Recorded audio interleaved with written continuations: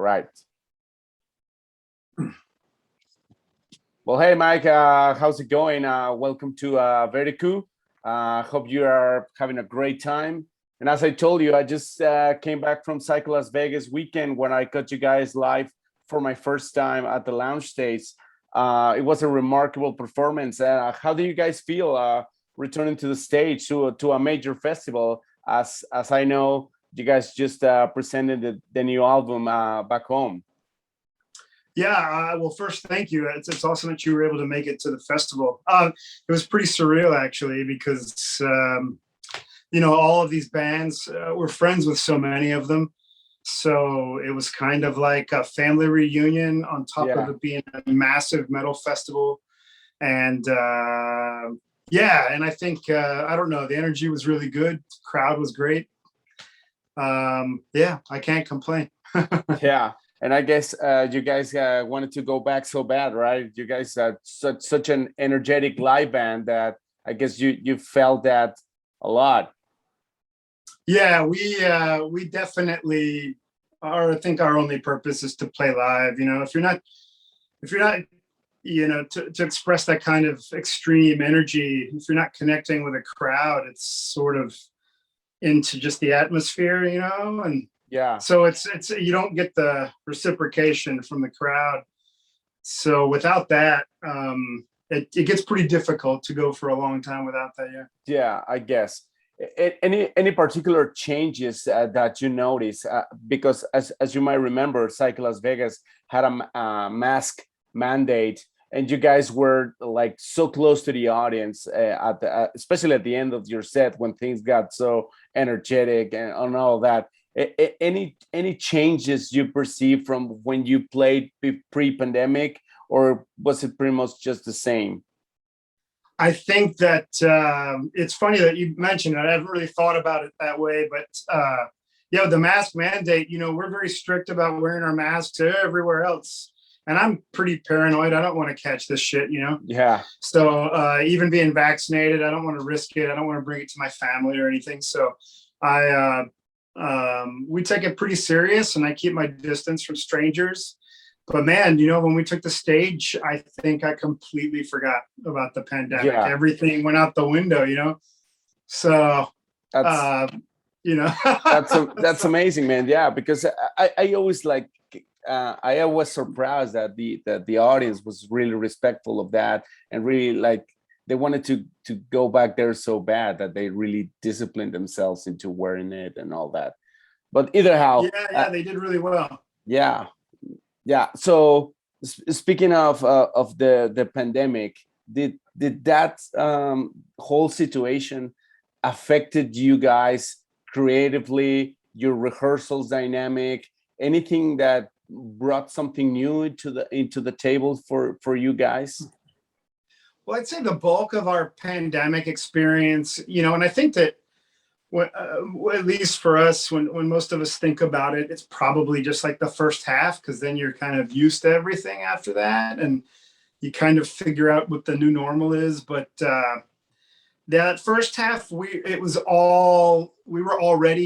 just entered the studio for tracking Verloren when the shit hit the fan and lockdown and everything happened. So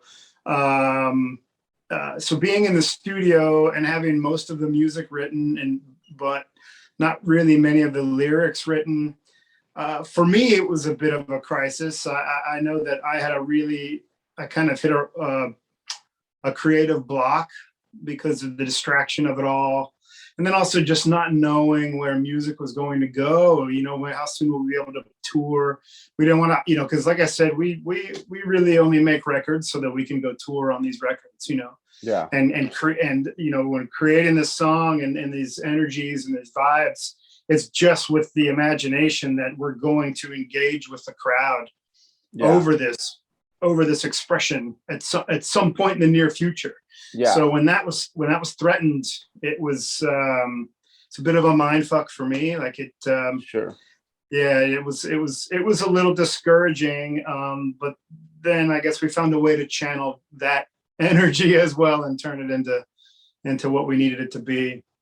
That's amazing, and that's actually pretty much my next question. Now let's talk about Verloren, man. So congratulations, guys! It's an amazing album. It's I found it like really brutal and powerful. So how do you approach, especially what you were saying about that, having that creative block, and then how did you drove that brutality into becoming such a powerful creative product like Verloren is? Well, I think that, you know, it's pretty weird, or I guess synchronous maybe, that this sort of pandemic thing happened for me with the concept of the album. We already had the concept and the title put together, and we knew that we wanted to tap into each of our personal tragedies that we'd experienced through our lives, and leverage those throughout the record, you know, to really pull that energy of the missing concept or the lost concept. And I really wanted to tap more into like the forlorn aspect of it, which is sort of reminiscent of the title Verloren, you know, that sort of same sensibility there. But the one thing, so I've spent pretty much my entire adult life, since my father passed, which was a very abrupt, traumatic thing for me as a young adult. After that, maybe it's sort of as a defense mechanism, I started to contemplate, vividly imagine and contemplate, and try to somewhat emotionally process and experience the loss of anyone else that I care about, or any of the things that matter most to me, sort of as a preconditioning maybe approach for psychological and philosophical reasons. And so, but the one thing that I had never considered losing was Withered itself, because Withered was the channel for this sort of self-study and introspective exploration. So it just never had occurred to me that that's the one thing, one of the most important things to me that I might lose. I never thought I would lose it, because at the end of the day, it could just be me making music and that's it. Of course.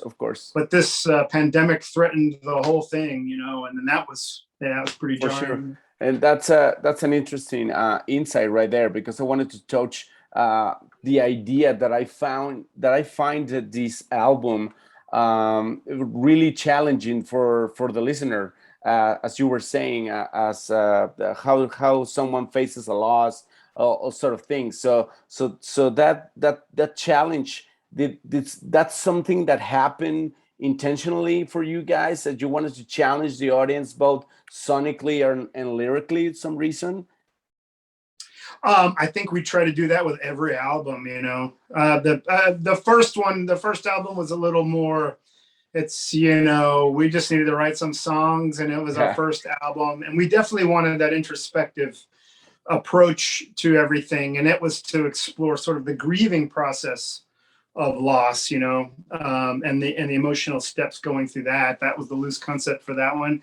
But I think everything since then, it got a lot more philosophical, and existential, and all of those things. So I think every time I want to change it up a little bit, I always want to honor what we've done in the past. Like, so it still feels like it's coming from the same band, but always a couple of new elements. So that ends up, every album, it's like stacking more and more things and more diversity. So it's like, what haven't we done yet that we need to do? And honestly, for me, we always sit down and just ask ourselves, what do we think is missing from music as a whole right now, extreme music as a whole? Like, for me as a fan, you know, when I sit back, like with this record, I really missed having crustier elements like tragedy and those kinds of things. When I was late 90s and early 2000s, there was a lot of crust stuff happening and sludge things happening that were really intense and aggressive and very heavy in sort of a massive epic neurosis way. Sure. And I felt like that kind of aggression was missing with the D beats and stuff, and some grindier things. All of that sort of era, I kind of wanted to kind of pepper all over this one. And then of course with the atmospheric things, we just that shit just goes wherever it goes. I don't know where it goes, you know, it just kind of happens. So. Yeah, I completely get. I actually felt that this album is it's as you're stating, it's an evolution from your previous works, and but also retains that essence, that brutality or that torture, as you sometimes describe it on your social media stuff. So I wanted to ask you, what elements did Rafe or Dan brought into the chemistry of you guys, and what elements you told them is like, this cannot be touched. This is not within the boundaries of my band, you know?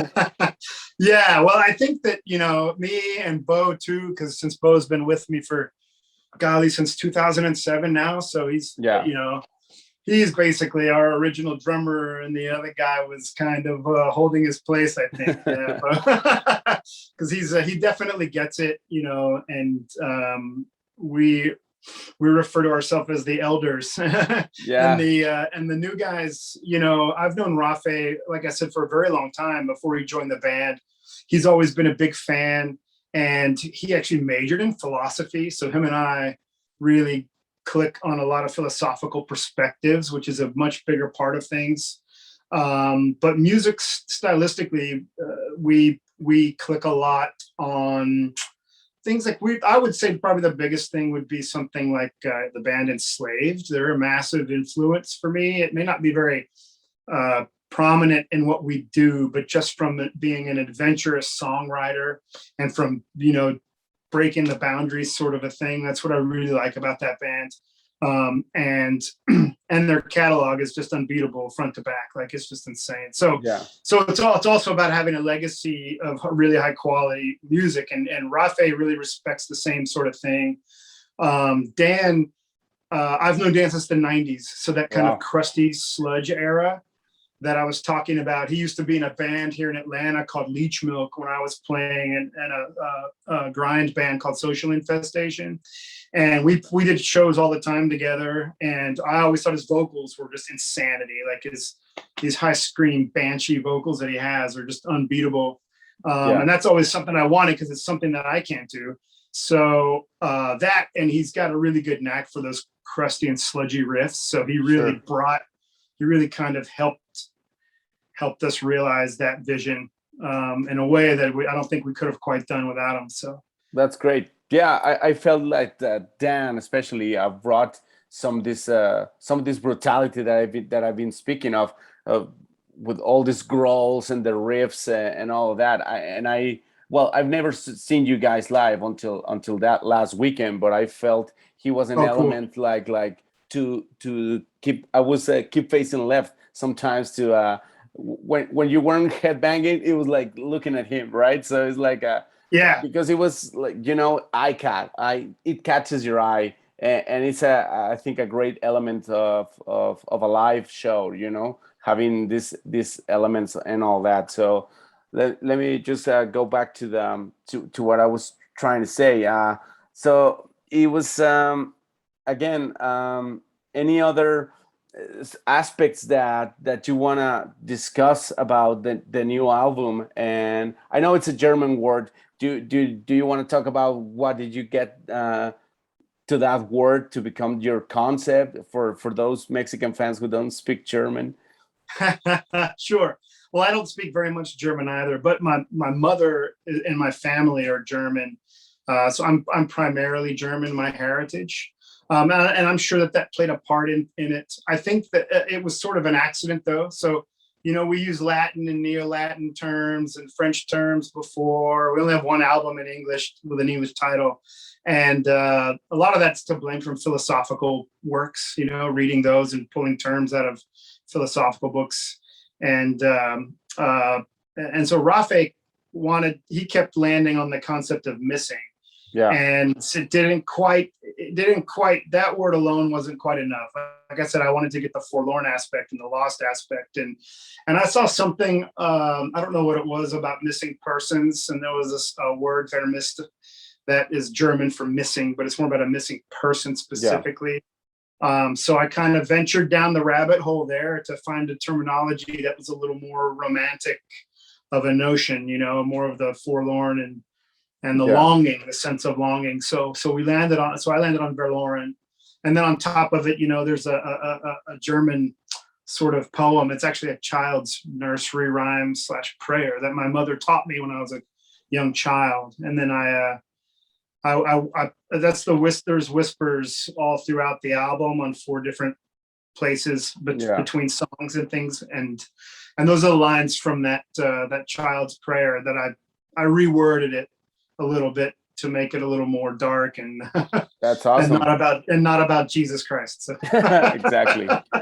And I also noticed, of course, because I'm a fan, that you take a lot of time between albums, like let's say 5 years, 6 years, some sort of that. I remember Dualitas coming up in like 2010, things like that. So is that something that again you do that with all conscience, or just you spend a lot of time just thinking about concepts or lyrics or all sort of that? Well, I think it's, these last 2 albums, we had significant lineup changes between both. Half the band changed between both albums. And so that's always a very personal thing for me, because I really love all of my bandmates. This is never like a business thing. It's always a very personal thing when we write these albums. So I always feel very connected to everyone. And then so there actually is a bit of a grieving process for me, and I think for Bo as well, when those things happened. And it's all circumstantial things, it's money or life or whatever gets in the way. But and so there's a reacclimation period. There's getting to learn and trust the new people. So there's that whole time frame. On top of it, we probably milk our touring cycles as much as anybody. We probably do a solid 2 years after an album comes out, right? Of touring. And then we're really exhausted and burnt out. And then probably takes 6 months before we start writing. And then it's 6 months to maybe write most of the album. And then you have to record it, which is a couple of months. And then it's at least 6 months to schedule the release after that. Sure. So you're looking at about 1.5 years just in the creation process, 2 years of touring. I don't know. We write really, really slowly. But for some reason, it's just difficult for us. But I guess some things are better when it's cooked slowly, right? So, and especially since you seem to be like a really like a philosophical guy, and I really like the aspect of teamwork becoming more like an emotional bond beyond the business relation. It's also that I wanted to talk about or ask you of how do you pick your bandmates, whether it's friends for many years, or is it something specifically that you're looking for sonically or in talent wise for Withered?